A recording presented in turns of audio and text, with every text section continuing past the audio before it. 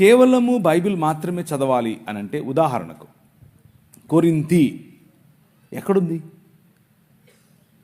కొరింథీ అంటే అదేదో ఇంటి పేరు అనుకుంటారు కొంతమంది, లేకపోతే సంఘం పేరు అనుకుంటారు. అలా కాదు. కొరింథీ అనేది ఒక ద్వీపం. ఆ ద్వీపం ఎక్కడుంది? ఆ ద్వీపంలో ఉన్నటువంటి ఆ ద్వీపానికి రాజువరు? ఇవన్నీ తెలియాలి అని అంటే హిస్టారికల్ బ్యాక్గ్రౌండ్ అవసరం. అవి తెలియకపోతే మనం నోటికొచ్చింది లేదా మనకు ఇష్టం వచ్చింది నమ్మేసి అదే దేవుని వాక్యం అనుకుంటాం. అలా ఉండకూడదు. హిస్టారికల్గా అంటే దేవుని వాక్యము ఏ హిస్టరీలో ఎప్పుడు ఎలా రాశారు, ఎవరు రాశారు, ఎందుకు రాశారు అనేది చదవటం, దాని వెనుకున్నటువంటి బ్యాక్గ్రౌండ్ అర్థం చేసుకోవడం చాలా ముఖ్యం. అలా అర్థం చేసుకోకపోతే పెడర్థాలు వస్తాయి. మధ్యధరా సముద్రం ఏంటి, మధ్యధరా సముద్రం చుట్టుపక్కల ఉన్నటువంటి ద్వీపాలు ఏమిటి, ఆ మధ్యధరా సముద్రంలో ఎలాంటి సంస్కృతి ఉండేది, ఆ సంస్కృతిలో ఏం తిన్నారు, ఎలా తిరిగారు, ఏం చేశారు, ఏ సంస్కృతుల్లో ఏ మతాలు ఉండేవి, ఇవన్నీ తెలుసుకోవాలి. దానికి కొన్ని పుస్తకాలు చదవాలి. పుస్తకాలు చదవటం మంచిది, తప్పు కాదు. అవి చదవకుండా కేవలం నాకు బైబిల్ తెలుసు, బైబిల్లో ఉన్నటువంటివే చదువుతాను అని అంటే పెడర్థాలు తీయటం తప్ప దానివల్ల సాధించేది ఏమీ లేదు. పెడర్థాలే వస్తాయి. పెడర్థాలంటే ఏంటి? మనకు తెలియని వాటిని తెలిసినట్లుగా చెప్పడం. దాని కారణంగానే అనేకులు ఈరోజు ఈ సాంస్కృతిక నేపథ్యం తెలియకనే అనేకులు ఈరోజు స్త్రీ గురించి తప్పుగా అర్థం చేసుకుంటున్నారు, ఆరాధన గురించి తప్పుగా అర్థం చేసుకుంటున్నారు. వాళ్ళ మనసులో ఉన్నటువంటి దాన్ని, వాళ్ళ మనసులో ఏదైతే ఆంధ్ర సంస్కృతి లేకపోతే తెలుగు సంస్కృతి ఏదైతే ఉందో ఆ సంస్కృతిని తీసుకెళ్ళి బైబిల్ మీద పెట్టి బైబిల్ కూడా ఇలాగే చెప్తుంది అని చెప్పి ప్రయత్నం చేస్తున్నారు. అలా చేయకూడదు. మనము హిస్టారికల్గా అనగా చరిత్ర ఏం చెప్తుంది, చరిత్ర పుస్తకాలు ఏం చెప్తున్నాయి, చరిత్రలో యేసు ప్రభువుని గురించినటువంటి ఆలోచన ఎలా ఉంది, చరిత్రలో క్రైస్తవ విశ్వాసం గురించిన ఆలోచన ఎలా ఉంది, క్రైస్తవులు ఎలా మెలిగారు, క్రైస్తవులు ఎలా పెరిగారు, క్రైస్తవులు ఎలా వృద్ధి చెందారు, ఇవన్నీ తెలియాలంటే బైబిల్ చదివితే సరిపోదు. బైబిల్ మాత్రమే దేవుని వాక్యం, బైబిల్ మాత్రమే దేవుని నోటి నుండి వెలువడినటువంటి మనకు అవసరమైనటువంటి బుద్ధివాక్యం, జీవవాక్యం వగేరా వగేరా వగేరా. కానీ దానిని అర్థం చేసుకోవటానికి, దానిని సంపూర్ణ వివరణ మనం అర్థం చేసుకోవటానికి చరిత్ర అవసరం. పురావస్తు శాఖలో వెలువడినటువంటి దాఖలాలు, వాటిని సపోర్ట్ చేయటం కోసం అవసరం. భిన్న మతాలకు ఉన్నటువంటి పుస్తకాలు, ఆ పుస్తకాలు వారి భావజాలం తెలుసుకోవటం కోసం చదవటం అవసరం. అలా తెలుసుకున్నప్పుడు మన భావజాలాన్ని ధైర్యంగా, నిస్సిగ్గుగా అందరి ముందు నిలబడి మాట్లాడగలగటానికి మనకు అవకాశం ఉంటుంది. సో వాటిని చదవాలి. చదవకపోవడం తప్పు, చదవడం తప్పు కాదు, చదవకపోవటమే తప్పు. అలా చదవకుండా ఉన్నవారు అనేకులు ఏం చేస్తారు అని అంటే వారి ఊహ ప్రకారం మాట్లాడతారు. ఊహ ప్రకారం మాట్లాడకూడదు. నిన్న మీరు చూశారు, నేను ప్రజెంట్ చేసిన ప్రతిదానికి ఒక రెఫరెన్స్ ఉంది. వారి పుస్తకం ఏం చెప్తోంది, వారి పుస్తకంలో ఉన్న రెఫరెన్స్లు ఇచ్చి మరీ మాట్లాడాను. మనం ఎప్పుడైనా సరే, ఎవరితో మాట్లాడినా సరే ఆధారం లేకుండా ఎప్పుడు మాట్లాడకూడదు. ఆధారం లేకుండా ఎప్పుడు మనం పేలకూడదు. అలా పేలడం వల్ల మనకు మాత్రమే కాదు, మనం నమ్ముతున్నటువంటి విశ్వాసానికి కూడా మనము ద్రోహం చేసిన వాళ్ళం అవుతాం. అలా చేయకూడదు. మనం చదవాలి.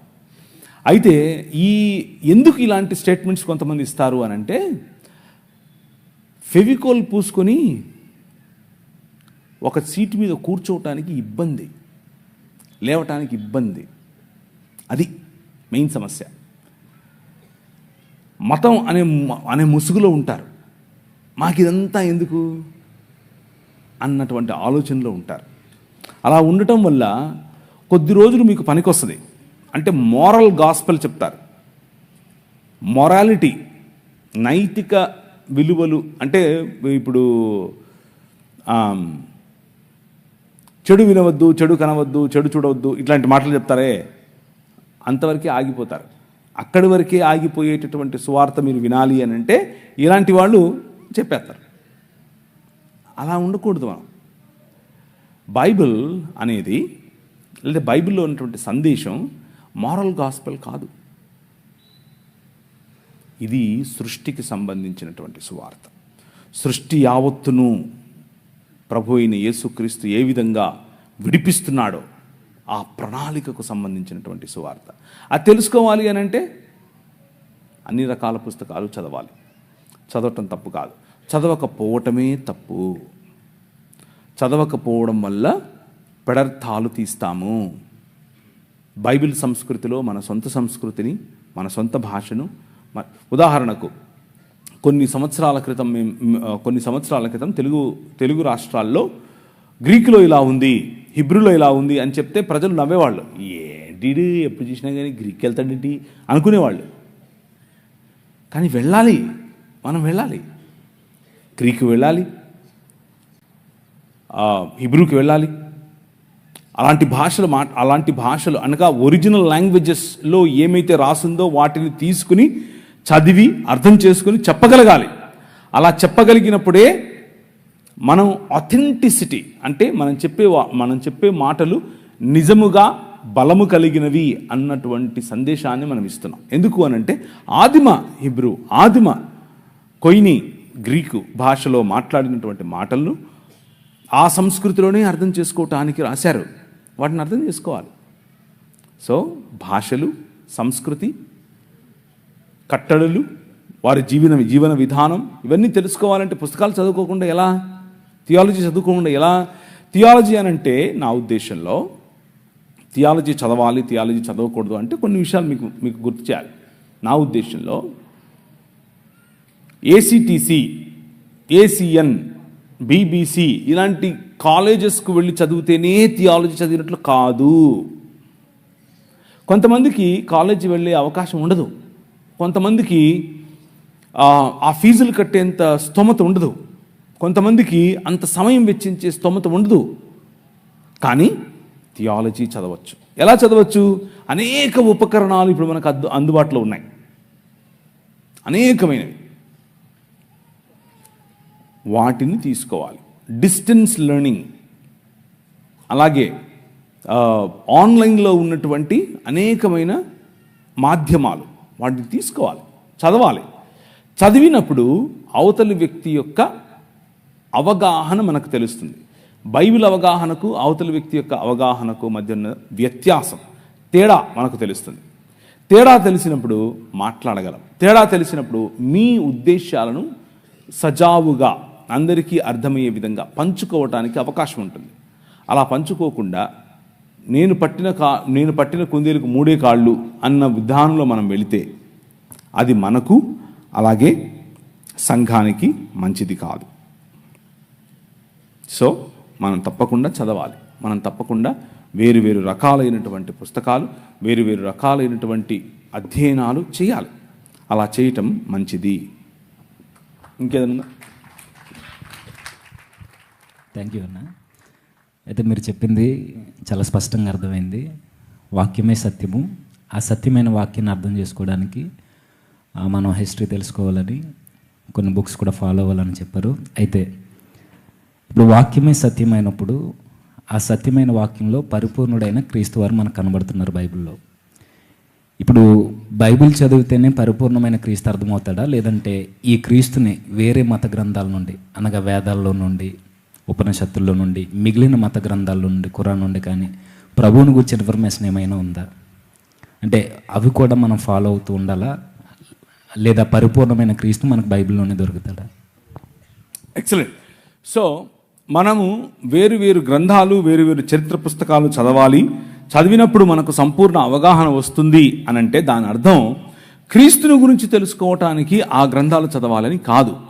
దాని అర్థం దేవుని గురించి తెలుసుకోవటానికి ఆ గ్రంథాలు చదవాలని కాదు.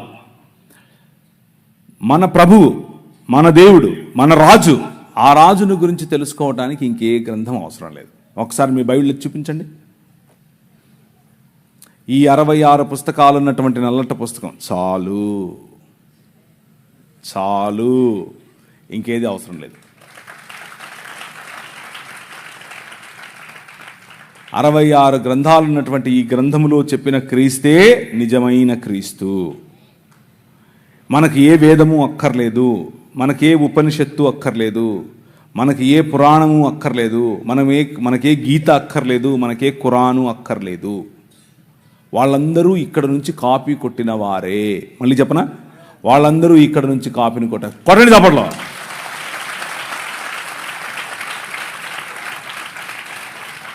మన రాజును గురించి తెలుసుకోవటానికి ఆ రాజు స్వయంగా ఇచ్చి పంపించినటువంటి నల్లట పుస్తకం చాలు, ఇంకేది అవసరం లేదు. మనము కలగలిపి మిక్సీలో, ఒక ఆయన అంటాడు శివతత్వము కృష్ణతత్వము మిక్సీలో వేసి తిప్పితే క్రీస్తు తత్వం వస్తుందంట. నీ బొంద వస్తుంది, నీ బొంద. ఇలా చెప్పానని వాడు ప్రవీణ్ గాడు వాడి తల తీసుకుని రండి అన్నాడు. ఆయన వాడి తల తీసుకుని రండి అన్నాడు. నేను వచ్చేటప్పుడు ఫోన్ చేసి రా అని చెప్పాను. వచ్చేటప్పుడు ఫోన్ చేసి రా బాబు, ఎక్కడున్నా చెప్తాను, తీసుకుందు కానీ తల. ఏంటి నువ్వు తల తీసేది? కృష్ణతత్వము శివతత్వం కలిపేసి మిక్సీలో అయితే క్రీస్తుతత్వం వచ్చుద్దా? నీ బొందొచ్చుద్ది. ఇది డిసానెస్టీ అంటే వారి మత గ్రంథాల పట్ల వారికి ఎంతో భక్తి ఉంటుంది.